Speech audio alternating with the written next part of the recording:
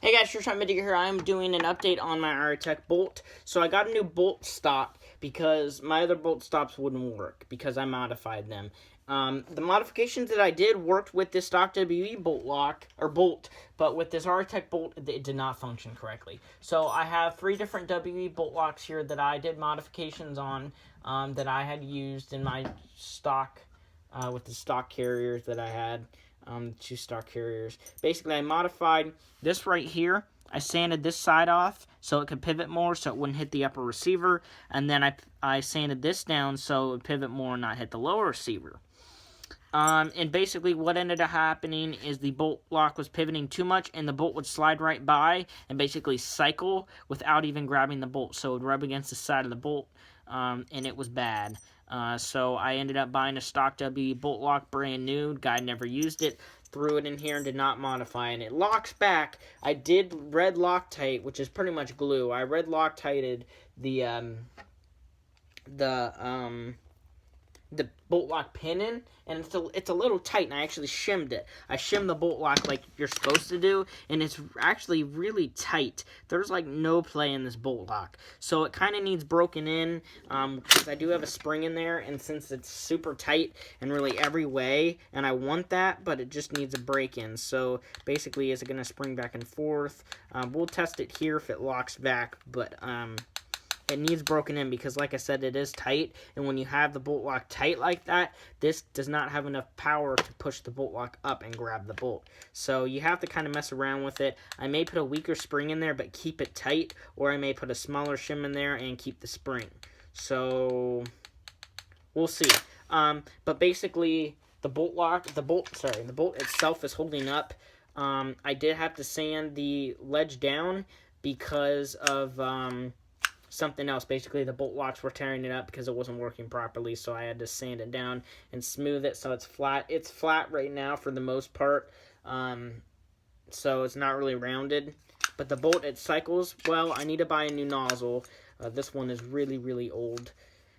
I have some M4 nozzle parts, but I think I'm just going to go ahead and invest in a $20, not very much, just a brand new one. Or I may spend like $10 and buy parts to make the nozzle I have new. This one, like buy a front part and a spring, because the back part's fine and all the other internals. But I also have some other nozzle parts. Let's see what I have in here. I actually have one up here, which I'm going to try to modify. Oh, I have a WE ACR front portion, but the pinhole is really bad, so I don't know if I want to try to use that or not. And then I have back portions. And then I have a front portion with the top sanded off. I had to do that to modify with one of my others. So I'm probably going to end up using this right here, because that's in basically brand new condition. It just won't have top nozzle guide contact it. So yeah. So it cycles fine. If I put bolt lock mode off and charge it, nothing grinds really. It's pretty smooth. There's a few times when you fire the gun, the bolt doesn't cycle as fast, and again, that's because it needs to be broken in. The bolt lock is very new, and it's not pivoting as freely yet. So let's go ahead and put the bolt lock mode on to see if it locks back. Nope. But when you fire it, it does. So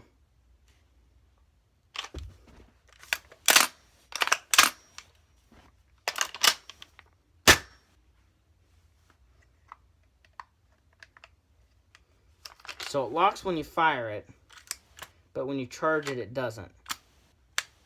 So that's not really exactly a good thing, but I think it's because of the power. When you fire the gun, the whole vibration, it vibrates and makes it so that bolt lock rises. But when you charge it, it just cannot lift it high enough, and you just barely push on the bolt lock, and then it does because it's not springing. So I'm going to break that in. It is tight. It's a very tight. I shimmed it very tightly, so I'll have to break it in by just basically pushing in on it.